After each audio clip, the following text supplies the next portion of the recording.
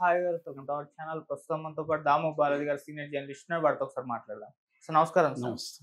Sir, Siddhu Jonnalagadda and Vaishnavi Chaitanya వీళ్ళ కాంబినేషన్‌లో వచ్చిన సినిమా 'జాక్' మూవీ మరి మంచి హిట్‌లతో ఉన్నాడు. సిద్ధు జొన్నలగడ్డ 'టిల్లు స్క్వేర్‌తో' సక్సెస్ మీద ఉన్నారు కదా! మరి ఈ సినిమా మరో సక్సెస్‌ని తనకు అందించిందా లేదా? ఈ సినిమా రివ్యూ ఏంటి సార్? సిద్ధు జొన్నలగడ్డ తనకంటూ ఒక యాక్టింగ్ స్టైల్‌ని, ఒక స్క్రీన్ ప్రెజెన్స్‌ని ఏర్పాటు చేసుకున్నారు. ఒక రకమైన ఆడియన్స్ కనెక్ట్ అయ్యారు.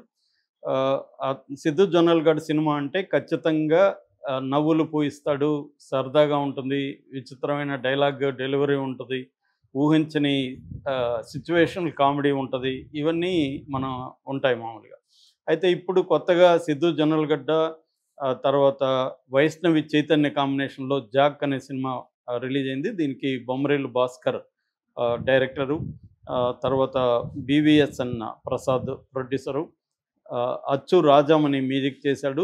విజయ్ చక్రవర్తి కెమెరా వర్క్ చేశాడు. ఇక ఆర్టిస్టులకు సంబంధించి సిద్ధు జొన్నలగడ్డతో పాటు వైష్ణవి చైతన్య, తర్వాత ప్రకాష్ రాజ్ ఒక ఇంపార్టెంట్ రోల్ చేశాడు. అట్లాగే పెద్ద నరేష్ ఉన్నాడు, సుబ్బరాజు ఉన్నాడు, బ్రహ్మాజీ ఉన్నాడు, రాహుల్ దేవ్ ఉన్నారు.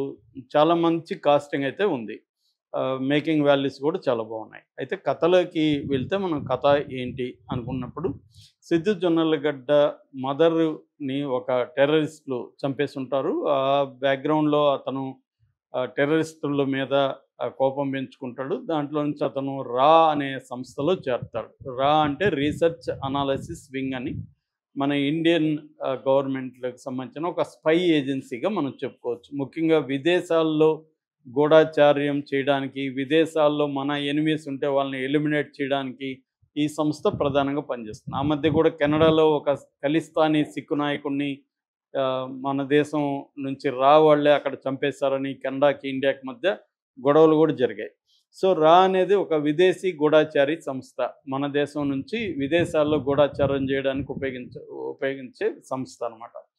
సో దీన్నే ఆల్రెడీ చాలా సినిమాల్లో వాడారు. 'ఫ్యామిలీ మ్యాన్ 2'లో కూడా రా ఏజెన్సీ ఉంటది. 'ఫ్యామిలీ మ్యాన్ 1'లో కూడా ఉంటది. సో 'ఫ్యామిలీ మ్యాన్‌లో రా ఏజెన్సీ ఉంటది. ఇలాగా రా ఏజెన్సీలా బేస్ చేసుకొని అనేక సినిమాలు ఆల్రెడీ మనకొచ్చాయి. ఇది కూడా సిద్ధు జొన్నలగడ్డ కూడా రా ఏజెన్సీలో కాపుగా చేరతాడు. చేరి అతను టెర్రరిస్టులకు వ్యతిరేకంగా ఎలా పోరాడతాడు అనేది బేసిక్ లైను. దీంట్లో భాగంగా ఈ అమ్మాయితో లవ్ ఎలా ఉంటుంది, వాళ్ళిద్దరు రొమాన్స్ పరిస్థితి ఏంటి, ఇది ప్యారలల్ ట్రాక్‌గా నడుస్తుంటది. ఇది బేసిక్‌గా స్పై కామెడీ అనే ఒక జాన్రాకి సంబంధించిన ఫిల్మ్‌గా మనం చెప్పుకోవచ్చు. సో ఇది బేసిక్ కథ. సో దీంట్లో ఎలా డీల్ చేశారంటే, నిజానికి ఇది మంచి జాన్రానే. అంటే స్పై కామెడీ అనేది ఇంట్రెస్టింగ్‌గానే ఉంటది. కామెడీ ఉంటది, యాక్షన్ ఉంటది. ఒక రకం 'ఫ్యామిలీ మ్యాన్‌లో' కూడా స్పై కామెడీ లక్షణాలు కొన్ని ఉంటాయి. ఫ్యామిలీ లక్షణాలు, డ్రామా ఇవన్నీ ఉంటాయి. మేబీ దాని ఇన్స్పిరేషన్‌తో తీసుకున్నట్టుగానే అనిపిస్తది. కానీ దాంట్లో ఉండే ఒక గ్రిప్పింగ్ స్క్రీన్ ప్లే గానీ, ఒక నీట్‌గా ఉండే ఒక డ్రామా గానీ దీంట్లో లేదు. దీంట్లో ఏందంటే ఫస్ట్ హాఫ్ తీసుకుంటే మనం సరదాగా వెళ్ళిపోయింది. అక్కడక్కడ కొన్ని సీన్‌లున్నాయి. అవి బానే ఉన్నాయి. ఇంటర్వెల్‌కి ముందు ఒక చేజింగ్ సీను. దాని తర్వాత ఒక చిన్న బ్యాంగ్‌తో ఇంటర్వెల్ బ్లాక్ పడుతుంది. అంతవరకు ఒక ఓకే. ఫస్ట్ హాఫ్ బానే ఉంది అన్న ఫీలింగ్ అయితే మనకు వచ్చింది. దీని ప్రాబ్లమ్ అంతా సెకండ్ హాఫ్. ఈ సినిమాలో ప్రాబ్లమ్ అంతా కూడా సెకండ్ హాఫ్. సెకండ్ హాఫు సీరియస్‌గా వెళ్ళిపోయింది. ఎటంటే అటు వెళ్ళిపోయింది. ముఖ్యంగా నేపాల్ బ్లాక్ ఉంది. ఆ నేపాల్‌లో వచ్చే సీన్‌లు అవన్నీ పెట్టారు. నేపాల్‌లో వెళ్ళి రా ఏజెన్సీ ఏం చేశారనేది ఉంది. అట్లాగే ప్రకాష్ రాజ్‌కి తనకు మధ్య ఉన్న రిలేషన్‌షిప్ మీద కూడా ఎక్కువ డ్రామా నడుస్తుంది. సో వీటిలో ఇదేంటంటే, ఇట్లాంటి దానికి ఒక సీరియస్ లుక్ ఉండే హీరో కావాల. మనకి జొన్నలగడ్డ సిద్ధు అంటేనే ఒక సరదాగా అమ్మాయిలతో రొమాన్స్ చేస్తూ, ఇంట్లో ప్రాబ్లమ్స్ ఎదుర్కొంటూ సరదాగా సాగే కుర్రాడినే మనం టిల్లు స్క్వేర్‌లో గాని చూసాం. దీనికొచ్చేసరికి ఒక తల్లిని చంపిన ఒక టెర్రరిస్ట్‌ల మీద పోరాడే ఒక గూఢచారిగా చేయాల్సొచ్చినప్పుడు, దీన్ని సింపుల్‌గా కామెడీలాగా కొట్టేయడం, లేకపోతే అనవసరమైన రొమాన్స్ చూపిచ్చి, ఆ అమ్మాయితో సెక్స్ సీన్‌లయితే బోరుగా ఉన్నాయి. కిస్సింగ్ పార్ట్ బోరుగా ఉంది. సెక్స్ మీద వీళ్ళకిద్దరికి సుదీర్ఘమైన సంభాషణ జరుగుతుంది. అదైతే థియేటర్‌లో ఉస్సులు గిసులు తయారవుతాయి. ఎందుకంటే ఏందిరా ఇది మీరు ఏం మాట్లాడుకుంటున్నారా అన్నట్టుగా. సో అలాగా మరి ఎందుకు పెట్టారు వీళ్ళు అనేది తెలియదు కానీ ఇది వెరీ వెరీ పూర్ రైటింగ్గా చెప్పుకోవచ్చు. అంటే స్క్రిప్ట్ లెవెల్లోనే వీళ్ళు పూర్ రైటింగ్ గుర్తించలేదా అన్న డౌట్ అయితే వస్తుంది. వీళ్ళు ఏమనుకొని చేశారా వీళ్ళిద్దరూ హీరో అండ్ డైరెక్టర్ అనే ఫీలింగ్ అయితే వస్తుంది సెకండ్ హాఫ్లో ముఖ్యంగా మనకి. నిజానికి సెకండ్ హాఫ్ బాగుండాలి సినిమాకి. ఎప్పుడైనా హిట్ కావాలంటే ఫస్ట్ హాఫ్ కంటే కూడా ఫస్ట్ హాఫ్ అటాలో నడిపేయచ్చు ఎప్పుడైనా. మనకి ఇండియన్ సినిమాల ఫార్మేట్ ఏంటంటే ఫస్ట్ హాఫ్లో ఒక ఫైటు, ఒక సాంగు, రొమాన్సు ఇవి నడుస్తూ ఉంటాయి. ఇంటర్వెల్కి ముందుగా ఒక బ్యాంగ్ ఇచ్చి ఇంటర్వెల్ వేస్తారు. కథ రియల్గా కథ వచ్చి సెకండ్ హాఫ్లో స్టార్ట్ అవుతుంది. అందువల్ల సెకండ్ హాఫ్ గ్రిప్పింగ్గా తీయడానికి ఎవరైనా ట్రై చేస్తారు. ఇది రివర్స్లో ఉంది. ఫస్ట్ హాఫ్ పర్వాలేదు కానీ సెకండ్ హాఫ్ మామూలుగా లేదు, బోరింగ్గా ఉంది. మామూలుగా ఇలాంటి ఉన్నప్పుడు ఏం చేయాలంటే మ్యూజిక్తో కొంత మాయ చేయగలగాలి, పాటలు బాగుండాలి. అవేమీ లేవు. పాటలు వెరీ బోరింగ్గా ఉన్నాయి, బ్యాక్గ్రౌండ్ స్కోర్ వెరీ బోరింగ్గా ఉంది, కెమెరా వర్క్ పర్వాలేదు, ప్రొడక్షన్ వాల్యూస్ పర్వాలేదు. ఇక పెర్ఫార్మెన్స్ విషయానికి వస్తే సిద్ధులు జొన్నలగడ్డ అయితే ఖచ్చితంగా తన పెర్ఫార్మెన్స్ వీక్గానే ఉందని చెప్పాలి. ముఖ్యంగా కొన్ని ఎమోషన్ సీన్స్, వీళ్ళమ్మ మరణం గురించి ప్రకాష్ రాజ్ చెప్పేటప్పుడు ఇతని రియాక్షన్స్ అవి అంత పర్ఫెక్ట్గా లేదు. అంటే మనకి ఎమోషనల్గా ఎంగేజ్ అవ్వాలి క్యారెక్టర్తో, అది మనం కనెక్ట్ కాలేకపోతున్నాం.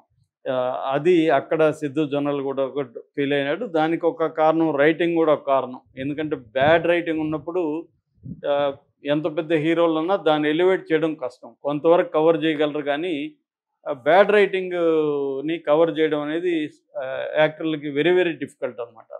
అందుకని చాలామంది యాక్టర్లు రైటింగ్లో కూడా కొంత ఇన్వాల్వ్ అవుతారు. ఎందుకంటే వాళ్ళు గుర్తిస్తారు ఇక్కడ బ్యాడ్ రైటింగ్ ఉంది, నాకు సరిపోవట్లేదని.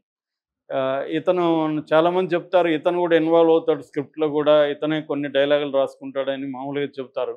అది ఈ సరదా అల్లరి చిల్లరి కుర్రోడు, సరదా సరదా లవ్లు, మోసాలు ఇలాంటి సినిమాలకి అతనిది సరిపోతుంది. కానీ ఇది ఒక serious, engaging, emotional, patriotic cinema ఇది. దానికి కావాల్సిన లక్షణాలు ఏవి కూడా వీళ్ళు వర్కౌట్ చేయడంలో ఒక లెథర్జీ కనిపిస్తుంది, ఒక సోమరితనం కనిపిస్తుంది. స్క్రిప్ట్ వర్క్ సరిగా చేయలేదన్న ఇది మనకు కనబడుతుంది. ఇక కామెడీ, ఇది స్పై కామెడీగా తీశారు. కామెడీ కూడా పెద్ద వర్కౌట్ అయినట్టుగా మనకు కనబడలేదు. రొమాన్స్ అయితే వీళ్ళిద్దరి జంట అసలు బాగాలేదు. ఈ అమ్మాయి ఏమో పొట్టిగా ఉంది, ఇద్దరు కలిసి ఇది ఉన్నప్పుడు అసలు ఏంద్రా వీళ్ళిద్దరు లవర్స్ అయినా అన్న ఫీలింగ్ మనకు వస్తుంది. అంటే వర్కౌట్ అవ్వాలి, ఈ కెమిస్ట్రీ స్క్రీన్ మీద అసలు వర్కౌట్ అవ్వాలి. అమ్మాయి పెర్ఫార్మెన్స్లో ఏం తప్పు లేదు, బాగానే చేసింది. కానీ వీళ్ళిద్దరి కాంబినేషన్ కెమిస్ట్రీ ఏదైతే ఉందో అది వర్కౌట్ అవ్వాలి. అప్పుడే రొమాన్స్ కానీ వీళ్ళిద్దరి మధ్య ఎంగేజింగ్ సీన్లు కానీ వర్కౌట్ అవుతాయి. అక్కడే దెబ్బ కొట్టేసింది. సో మిస్కాస్టింగ్ అని చెప్పొచ్చు వాళ్ళిద్దరు కాంబినేషన్. మిగతా ఆర్టిస్టులు రొటీన్గా చేసుకుంటూ పోయారు. Prakash Raj very very routine acting, మిగతా అందరూ రొటీన్. ఎందుకంటే స్క్రిప్ట్లో ఏం లేనప్పుడు ప్రకాష్ రాజ్ లాంటి వాళ్ళకి అర్థమైపోతుంది దీంట్లో ఏం లేదని, రొటీన్ కొట్టేసుకుంటూ వెళ్తారు వాళ్ళు. సో వాళ్ళకి ఇంకా దీంట్లో పెద్దగా చించుకొని మనం హోంవర్క్ చేసి చేయాల్సింది ఏం లేదు, ఇవి కొన్ని వందలు చేసేసాం అని చెప్పి వాళ్ళు రొటీన్కి వెళ్ళిపోతారు. సో క్లియర్గా ఇది భాస్కర్ ఫెయిల్యూరు, రైటర్గా, డైరెక్టర్గా. అండ్ సిద్ధు జొన్నలగడ్డ కూడా అంత ఎఫెక్టివ్గా అయితే చేయలేదు. 2 గంటల 10 నిమిషాలు సినిమా బేసిక్గా. బట్ మనకి చాలాసార్లు చాలా పెద్ద సినిమా ఏమో అన్న ఫీలింగ్ అయితే వస్తుంది. అంటే చాలా అందరూ కష్టపడ్డారు, ప్రొడక్షన్ వాళ్ళు చాలా బాగా చేశారు, ప్రొడ్యూసర్ని మనం అప్రిషియేట్ చేయాలి. నేపాల్ వీళ్ళంతా పోయి చేతి సీన్లు వాటికంతా మంచి ఖర్చు పెట్టారు. కానీ బేసిక్ ప్రాబ్లం స్క్రిప్ట్లో ఉంది. ఈ అబ్బాయి ఈ క్యారెక్టర్కి ఆ అబ్బాయి తాను అంటే సిద్ధు జొన్నలగడ్డ తాను అడాప్ట్ చేసుకొని ఆ క్యారెక్టర్ మోల్డ్ అవ్వడంలో కూడా మనకు ప్రాబ్లం కనిపిస్తుంది.